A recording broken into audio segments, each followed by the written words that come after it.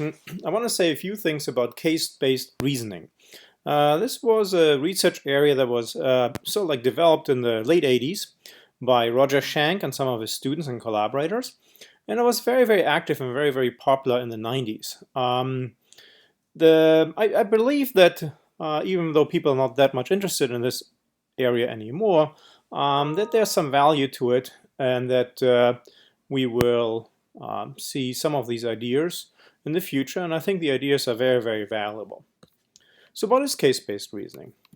David Leake, who's now at Indiana University, defined case-based reasoning as reasoning by remembering. Riesbeck and Schenck say that a case-based reasoner solves new problems by adapting solutions that were used to solve old problems. It's this idea of, wait a minute, I remember that. So car mechanics, lawyers, many other people are believed to solve problems by recalling prior solutions and adapting them based on their expertise.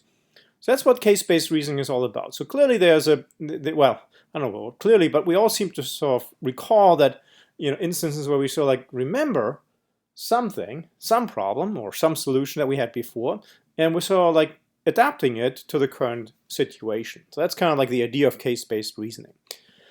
So the idea then is that we store experiences, called cases, in memory.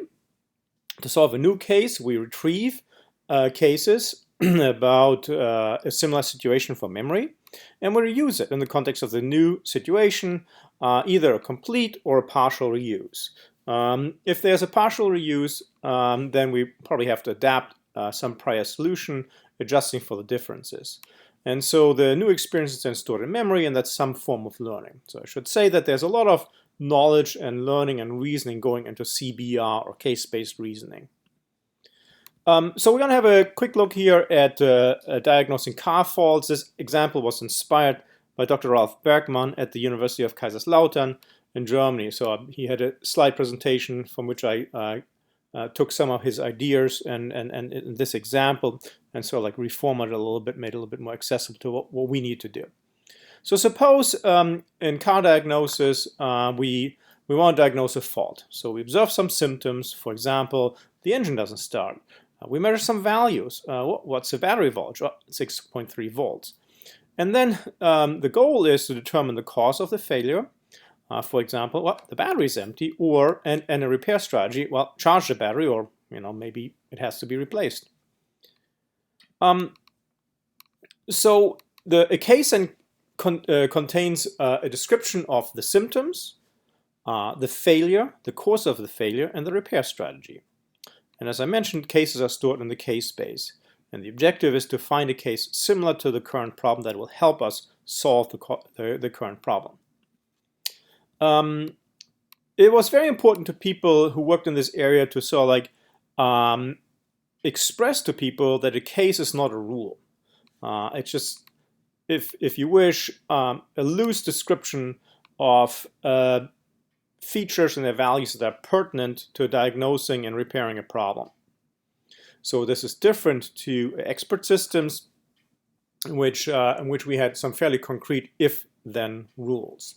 So there's not necessarily any causality implied here. That's just, although many times there is a causality. So let's have a look at an example over here. So here is a case. It has some symptoms. The problem is the front lights do not work. The car is a Chevy Sierra, year 2005. Battery voltage is 13.6. The state of the lights, they're not damaged, and the state of the light switch is functioning. So we have a couple of features and we have a couple of values. So these are the symptoms.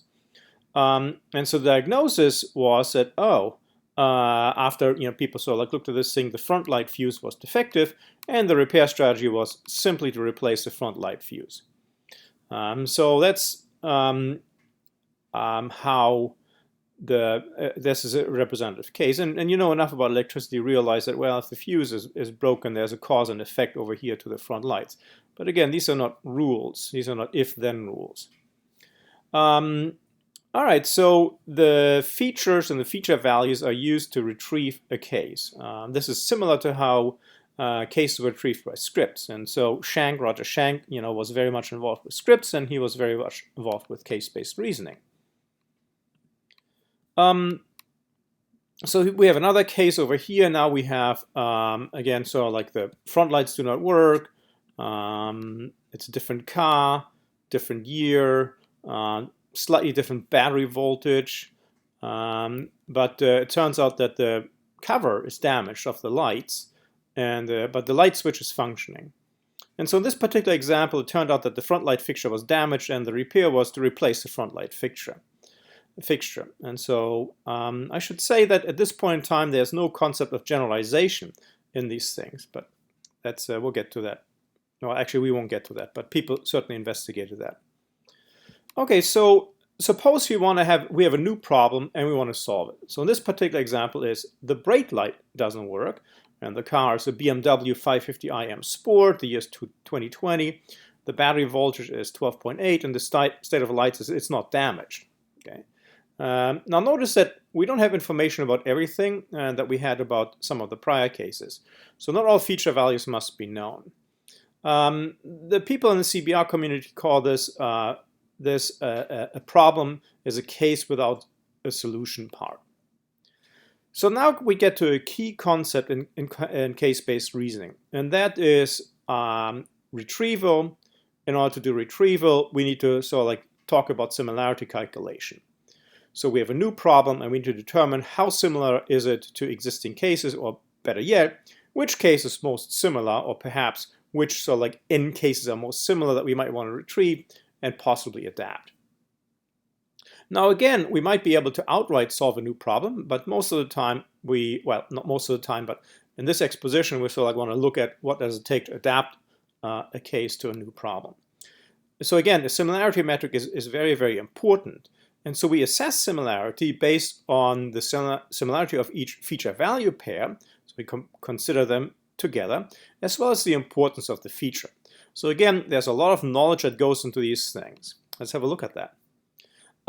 So again, an expert might tell you that, oh, the front light doesn't work versus the brake light doesn't work. Oh, that's pretty similar because they're both lights, one is the front, one is the back, right?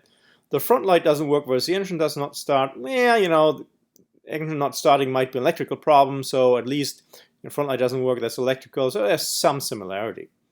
The battery voltage 12.6 versus 13.6, again, in the context of car batteries, that is very, very similar, but this is not similar at all. I mean, this battery is pretty much drained or empty.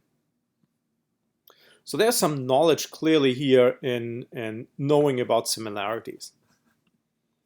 In this particular example, we may know that the problem description, the battery voltage, the state of the light, and state of the light switch have high importance. Low importance is the car and the year. Again, this partially depends on the case that we're working on. This might change depending on the problem that we're trying to identify. So let's have a look at this then. So we have this new problem that we want to solve, and we're going to compare it to both cases, case 1 and case 2. So what we have here then is we have the importance of the feature, and that is captured by this double arrow here, by the thick double arrow. And so in this particular example, all of these three have an importance of 6, or a weight of 6. And the skinnier ones have their less important features have a weight of 1. So that's the weight of these features. Now these numbers here are based on the similarity of the feature value pair. So it turns out the brake light doesn't work and the front light doesn't work. They're very similar. These two cars apparently are very similar. I don't know why. The year, maybe not that similar. In the grand scheme of things, if you go back to Model T, kind of similar. Battery voltage, fairly similar. State of light's not damaged, so that's a direct match. So how do we calculate the similarity then? So what we're going to do is we're going to take the weights of the similarities. So 6 times 0.8 plus 1 times 0.4 plus 1 times 0.6 plus 6 times 0.9 plus 6 times 1.0. So we multiply and add them up, all these terms, And then we divide by 20. And so the 20 is because of the weights, right? The weights, the sum of the weights, 6, 6, 1, 1, 6 is 20. So it partially normalizes it too. So this gives us a similarity of 0.86. All right, so let's compare that to the other case. So it turns out that over here the state of the light is not damaged and the cover is damaged. They are not similar at all, so that gets to be important. Many other things are kind of similar here. So we again do the similarity calculation using the same weights, but slightly different feature value pair comparison assessments. And we get the value of 0.585. So not as similar as the other one. So this one is a strong similarity. This is not a strong similarity. And so again, the state of light not damaged and the cover damaged. That's kind of like, key in not being similar. Over here we have brake light, front lights. Again, you know enough about cars and electricity, you realize, yeah, that's kind of similar. So what are we going to do next? All right, so next we're going to adapt that case to find a new solution.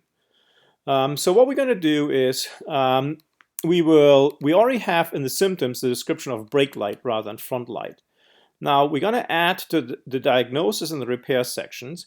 And so we're going to say the brake light fuse is defective and to replace the brake light fuse.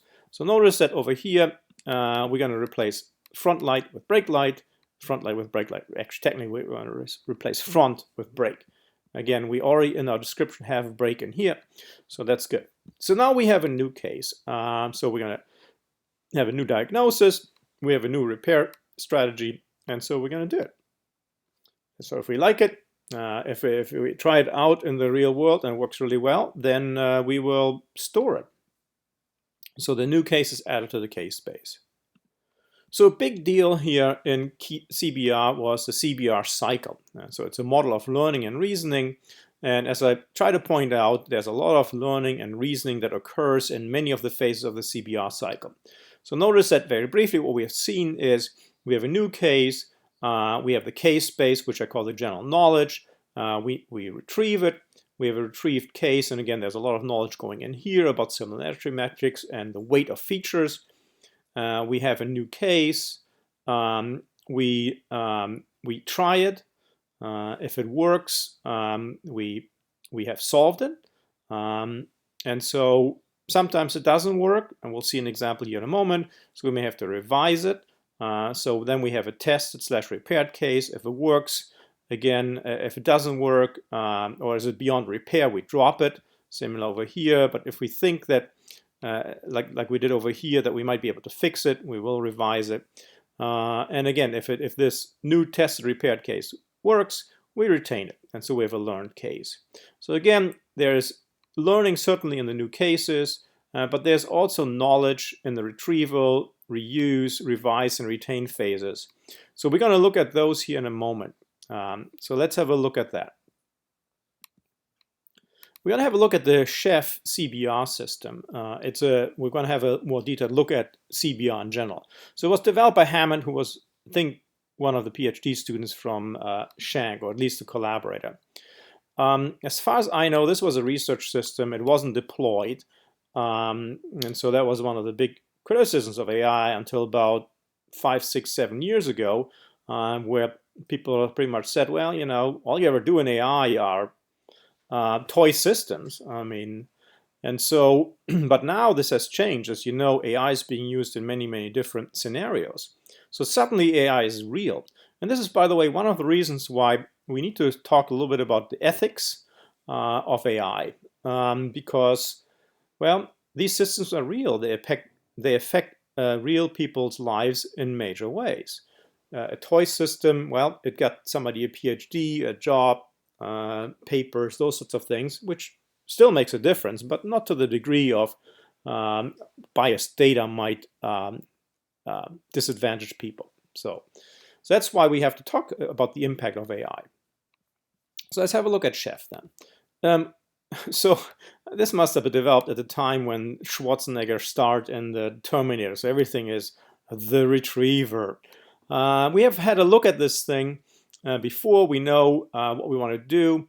We want to diagnose the problem. We have the plan memory or the database. plans, and so the retriever finds the best plan. Now notice we have the similarity metrics. We already talked about that, but we have two new, well, maybe not two new items. We saw like initially simply specified, I want to fix this problem. But we're going to see now that there might be competing goals that we want to achieve, so we have a goal value hierarchy over here. And so they go into the retriever phase to find the best plan for something. We have already again talked about modification. We have seen some modifier rules. In the prior example, simply replace words front with break. We will now see some additional criteria that might be helpful in coming up with a successful modified plan. And we'll see that in a moment what these things might be. They are in essence additional things to pay attention to when we're modifying a plan. So the modifier. Next, we'll talk about the storer. Again, something that we have seen before. In most of the examples that you see, people always store the new plan. I personally am not sure that always needs to happen. Because I'm concerned that the database of plans gets way too cluttered, way too full, and it presents some efficiency problems. So I personally always thought that perhaps if it didn't take a lot of effort to come up with a modified plan, well, we have done it once before, we might be able to do that again. So perhaps we don't want to store everything, even if it's just a modified plan. So if we can come up with it again, if we came up with it before with little effort, we will be able to do that again. All right, so now comes something interesting. So something we haven't talked about. And so before we actually store a plan, we should check it out. And so what is going to happen if a plan fails? And we'll see an example here in a moment with a beef and broccoli dish. So if it's a failed plan, we will attempt to repair it. And we have seen this in the Cbr cycle. Okay, if it's solved and it's beyond repair, we'll forget about it. But perhaps we can revise it, so we can repair it. That's what we want to try now. So there's a lot of knowledge that goes into this thing. We need to have a failure vocabulary. So what is it that made this plan fail? How can we fix it? What are some strategies? As part of the failure vocabulary, we want to have an explanation of the failure. It went wrong because of this and this and this. And eventually we want to have a repair plan that we actually want to store. Okay. All right, so as you can tell, there's a lot of knowledge that goes into this thing. Here's something really interesting. Based on the explanation of the failure, we have what we call the assigner, or what Hammond called the assigner. This one analyzes the explanation of the failure to come up with failure predictors. Okay, and again, I personally think that they should be added over here when we add, the modifier should know about this. But Hammond decided that no, they should go into the anticipator. That we always had the planner goal, the planner's goal. We always had the goal value hierarchy, and so over here they're being added as part of the retrieval phase. Now it makes sense that we pay attention to things that go wrong if we have many different recipes. So I say no, you got to pick the recipe that takes into consideration or that anticipates things that might go wrong. So yes, I mean certainly we want to add some of this knowledge that we learned over here to here, but perhaps also over here. So let's have a quick look at how this might work. Let's have a look at the demo. So the idea is they're searching for a recipe that satisfies beef in the dish, broccoli in the dish, and it's supposed to be a stir fry. So it turns out there's no direct match, but they were able to find a beef with green beans recipe. So they were able to determine that it satisfies that it's a stir fry and that has beef in it. But they were able to realize that, wait a minute, beef and broccoli, okay, they're both vegetables. As a matter of fact, they're green vegetables. And so this is the partial match. So now they need to accommodate for this partial match to fix it. So this is the retrieval phase. So the modifier then builds a new recipe, beef and broccoli, from the beef with green beans recipe, and copies many things. But now it needs to accommodate this new recipe. And so it knows, so here's some knowledge from the ingredient critic that you don't just simply toss a head of broccoli into the frying pan. So you have to chop it up first. And so they chop it up in the size of bite-sized chunks, presumably. So once we apply this knowledge, we have a new recipe. So this was the old recipe with my arrows indicating where it was new. So over here we have a half a pound of broccoli instead of half a pound of green beans. And then we added a step over here, chop the broccoli into pieces the size of chunks. Okay? And other than that, it's the same recipe. So now somebody tries this thing out. Oh, wait a minute. Before we do that, the system also has some knowledge about expected outcomes. So the expected outcome is the beef is, so those are post conditions if you wish. The beef is tender, the dish tastes savory, the broccoli is crisp, tastes salty, sweet, and tastes like garlic. All right, great. So somebody tries this thing out. In the system that Hammond developed, it's called the simulator. In the real world, some person would try out the recipe, but they have the simulator. That's all right. So they found out that one of the goals failed, and in particular, the broccoli is now is not crisp. The goal is the broccoli is supposed to be crisp, but it's not satisfied. It's soggy instead. Ugh, hate soggy broccoli, don't we? So it has a bad texture, and so now what we need to do is we need to fix it. Okay. All right. Let's see how we can do that.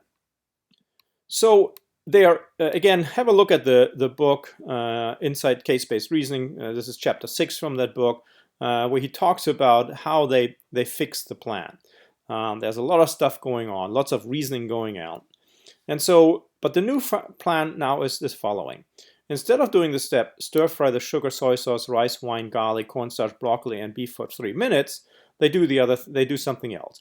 They first stir fry the broccoli for 3 minutes, then they remove it. So they put it aside, then they stir fry everything else, and then they add the stir fried broccoli at the end, just simply to reheat it. So there you have it, a new plan. And so again, I left out the sort of stuff that people would have used in the past to criticize some of those what they call toy systems. I mean, there's just like so much stuff going on. It sort of like seems like, wow, all right, you engineered a system that works, great, but can we apply it to other domains? Probably, but man, there's a lot of knowledge that goes into this thing. But then again, they're knowledge-based systems, they're intelligent systems, so maybe we need to have all this stuff. But certainly some of the stuff seems to be a little bit magical. In any case, we're still engineering systems. We're still, I'm sure, introducing some magic here and there. All right, I'll talk to you later. Bye.